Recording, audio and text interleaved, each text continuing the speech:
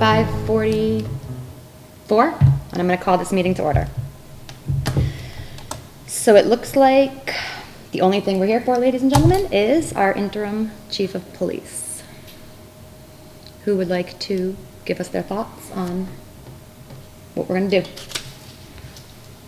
Well, my question is, not why do we need an interim chief?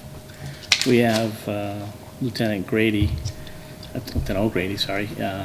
who is basically in charge. Now that the former chief has retired, it would automatically go to him as running the department. Okay. My question would be, is there anything that he would not be able to do with the rank of lieutenant versus the rank of chief? Is there limitations that would stop him from doing certain things that the department would need? Actually, Glenn, it's an interesting thought because, and Kevin, back me up on this if I'm wrong. Yeah. We were talking about the departmental policies and procedures. And inside the policies and procedures of the department, everything has to flow from the chief. There you go. Okay? Yep. So the issue becomes is if you don't have a chief, then the department, in essence, cannot operate because it's the chief who delegates everything, including, an example was towing of vehicles. Can you give me some other examples, Kevin, that we were talking about? Basically, he delegates everything down, so the patrolman, everything starts at the chief. Even when you read the strong chief law, it says that, the select board appoints a chief, and the chief is in charge of the personnel and the equipment. And then any policies, you guys have 30 days to review, but everything starts at the chief of police, and that forms the department.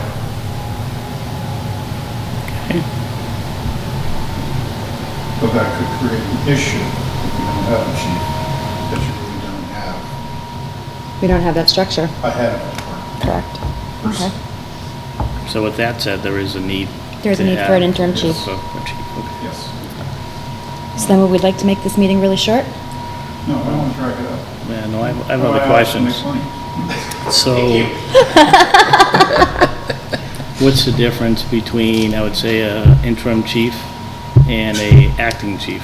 Do we have to have a contract with an interim chief? Yes, because an acting chief is basically someone who is acting on behalf of the chief due to the fact that they are incapacitated for some reason or another. Chief Wishart and I talked about it. He said a while back, Chief Berry had a medical issue where he couldn't come in. An acting chief was put in place until he could come back and fully perform the job. Yep. We no longer have a chief, Okay. okay, Yep. due to our retirement. So you can't call it an acting chief, it would have to be an Interim chief. Okay. So, with that said, also that I know we're in the process, search for a new chief.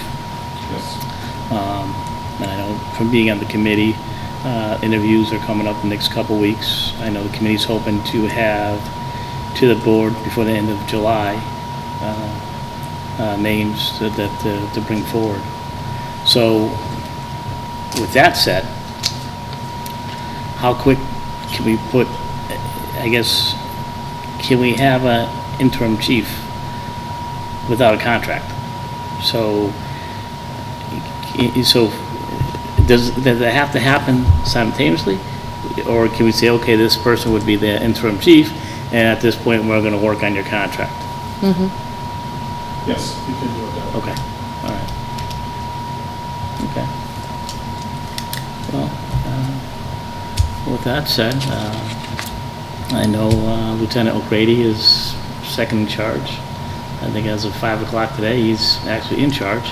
So I'll make a motion that we appoint Lieutenant Kevin Grady to the interim chief, effective today, now, Effective 5:49?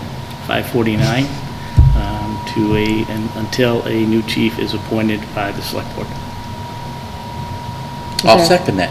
Is there any discussion? I think we just Nope. had it. Those answers made our meeting quick, so, all in favor? Aye. Aye. Congratulations, Interim Chief O'Grady. Thank you. So now this is when everybody starts to call in the issues.